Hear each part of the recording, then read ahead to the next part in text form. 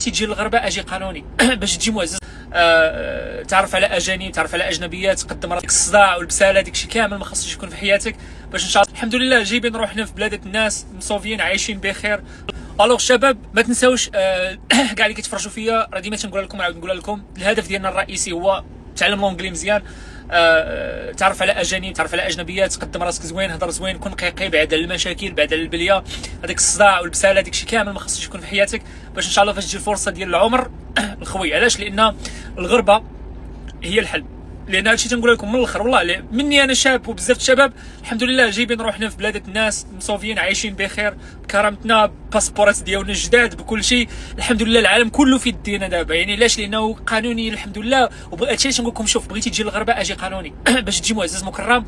وعلاش لا تبقى في المغرب وسير سياحه فقط، شوف الوالدين ولا حتى الوالدين جيبوهم هنايا وسير معاهم لاي بلاصه، هذا هو الهدف. ما بغيتش نسيكم لان هادشي راه ما غيتصلحش، هادشي هذا واخا يعياو ما يهضروا ما غيتصلحش، مازال الاف السنين. سو ركز على راسك ووالديك، اهم حاجه من الاخر.